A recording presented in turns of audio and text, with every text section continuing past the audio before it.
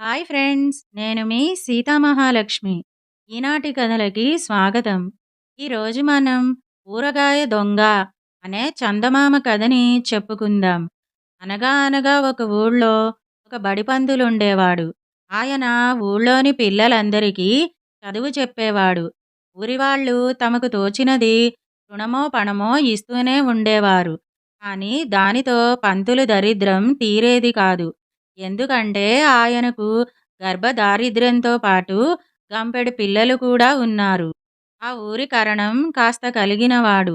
బడిపంతులకు ఎన్నో విధాల సాయం చేయగలవాడే గాని కొంచెం కాపీనం మనిషి కావటం చేత నోటి మాటలతో మాత్రమే సానుభూతి చూపేవాడు.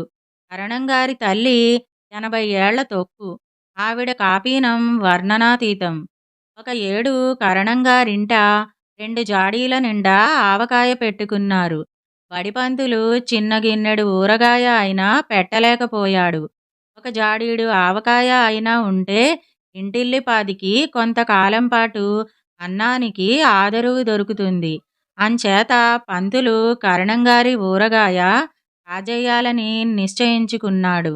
ఒకరోజు దీపాలు పెట్టే వేళ కరణంగారింటికి వెళ్ళి అది ఇది మాట్లాడి అందరూ పనుల మీద ఉన్న సమయంలో వెళ్ళి వస్తానని కేకపెట్టి వంట ఇంట్లోకి వెళ్ళి ఊరగాయ జాడీ ఎత్తుకుని దొడ్డిదోవన చీకట్లో పడి తన ఇంటికి వచ్చేశాడు.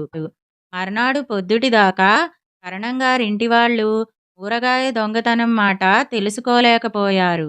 ఎవరెత్తుకుపోయి ఉంటారా అని కరణంగారు అనుకుంటుంటే ఆయన భార్య, ఇంకెవరు, ఆ దరిద్రుడు పంతులే అయి ఉంటాడు. నిన్న చీకటి పడే వేళ వచ్చాడు. ఆ తర్వాత మనింటికి ఎవరూ రాలేదు అన్నది. ఛీ! ఛీ! పాపం పంతులు దొంగతనం చెయ్యడు అన్నాడు కరణంగారు. ఎందుకు చెయ్యడు? దరిద్రం ఏమైనా చేయిస్తుంది.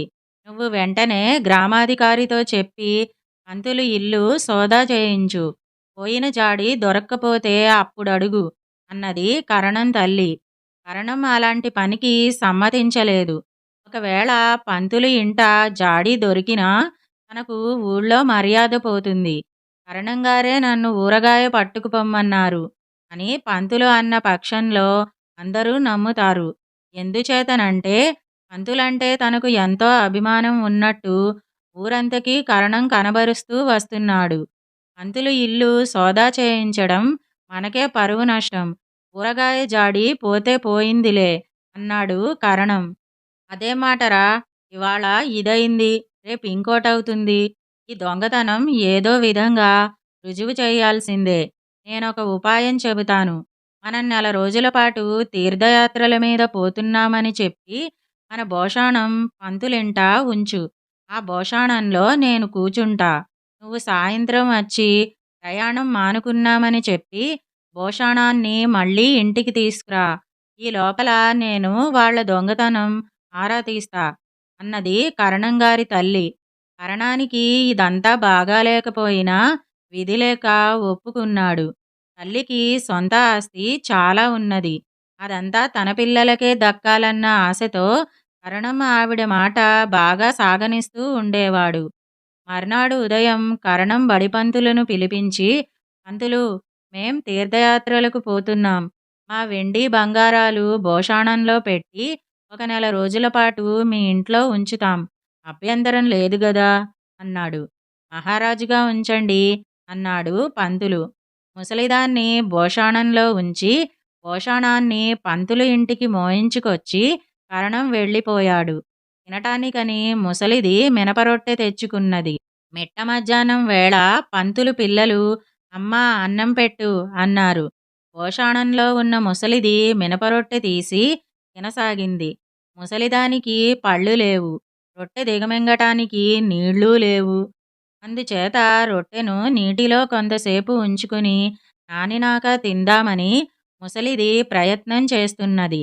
ఇంతలో పిల్లలు అమ్మా కరణంగారి ఆవకాయ వెయ్యవు అని కేకలు పెట్టసాగారు. ఆ మాటలు విన్న ఉద్రేకంలో దొరికారర్రా దొంగ వెధవల్లారా అనుకుని ఆవేశం తెచ్చుకుని కరణంగారి తల్లి తన నోట్లో ఉన్న రొట్టె ముక్కను గొంతులోకి పోనిచ్చింది. అది కాస్త గొంతుకు అడ్డం పడింది. ముసలిదానికి ఊపిరందక కొద్దిసేపట్లోనే చచ్చిపోయింది.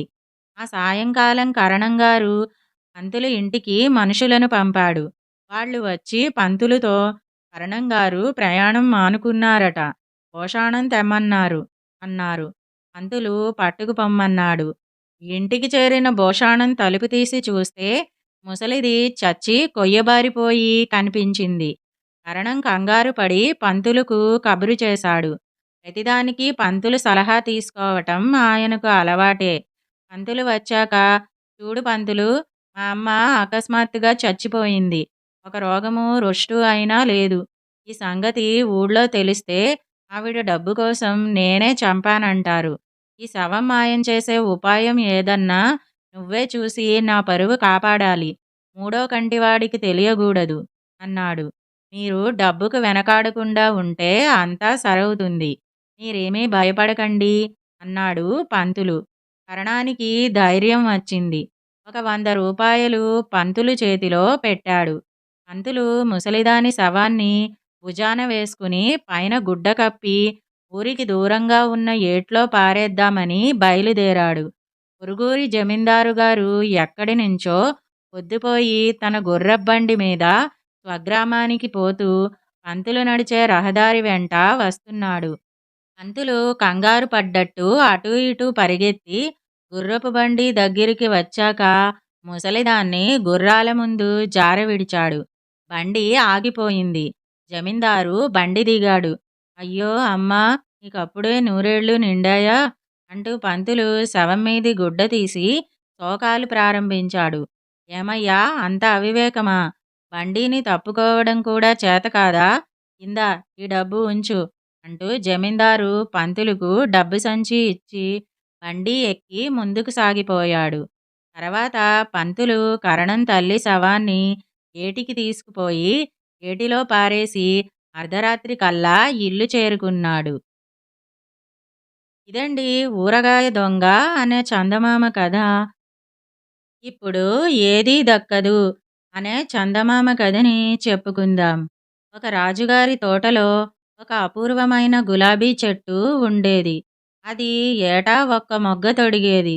కానీ మొగ్గ విచ్చే లోపల ఏదో పురుగు వచ్చి దాన్ని తినేసేది. ఎంతమంది తోటమాలీలను మార్చినా లాభం లేకపోయింది. చివరికొక తోటమాలి వచ్చాడు.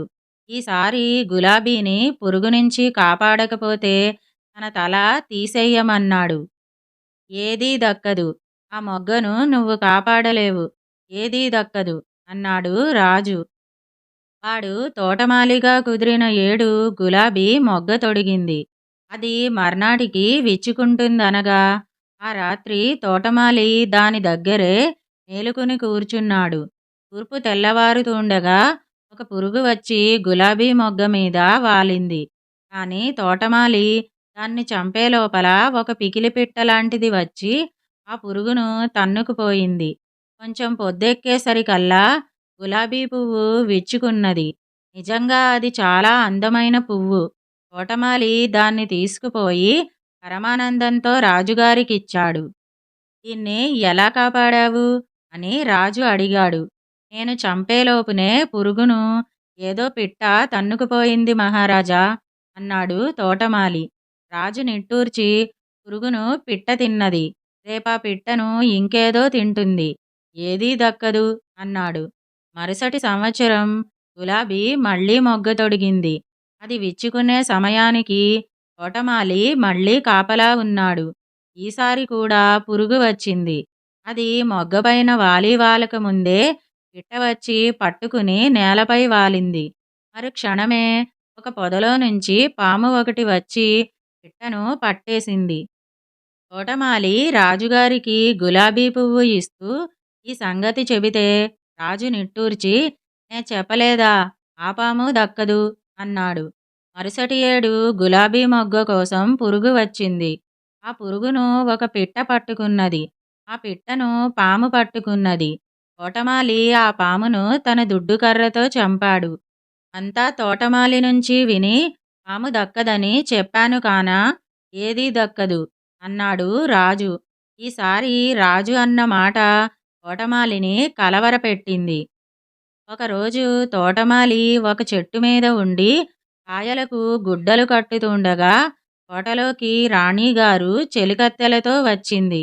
అందరూ సరస్సులో దిగి స్నానాలు చేశారు. రాణిగారు తనను ఎక్కడ చూసిపోతుందోనని తోటమాలి చెట్టు మీద అలాగే కొయ్యబారిపోయి ఉండిపోయాడు. కానీ స్నానం ముగించి బయటికి వచ్చేటప్పుడు రాణి తలెత్తి తోటమాలిని చూడనే చూసింది. ఆమె రాజుతో ఫిర్యాదు చేసింది. రాజు తోటమాలి తల నరికేయమని ఉత్తరువిచ్చాడు. భటులు తోటమాలిని వధ్యస్థానానికి తీసుకుపోయే ముందు రాజు వద్దకు తెచ్చారు. తోటమాలి రాజుకు నమస్కరించి, మహారాజా, తమరన్నది అక్షరాలా రుజువైంది. గులాబీ మొగ్గను కొట్టిన పురుగు దక్కలేదు, అది పిట్ట చేత చచ్చింది. పిట్ట దక్కలేదు, అది పాము చేత చచ్చింది. పాము దక్కలేదు, అది నా చేత చచ్చింది. నేను దక్కను, తమరి చేత తల తీసేయించుకుంటున్నాను. ఏదీ దక్కదు, అంతా నిజం అన్నాడు. ఈ మాటలు వినేసరికి రాజుకు కంపరం పుట్టుకొచ్చింది. ఆయన తోటమాలి శిక్షను రద్దు చేసి వాణ్ణి పనిలో ఉండనిచ్చాడు. ఇదండి ఏదీ దక్కదు అనే కథ. ఈ 2 కథలు గనక మీకు నచ్చినట్టయితే లైక్, షేర్, కామెంట్ చేయండి. మరిన్ని మంచి కథల కోసం మా ఛానల్‌ను సబ్స్క్రైబ్ చేసుకోండి. మళ్ళీ మరొక మంచి కథతో కలుసుకుందాం. అంతవరకు వింటూనే ఉండండి ఈనాటి కథలు.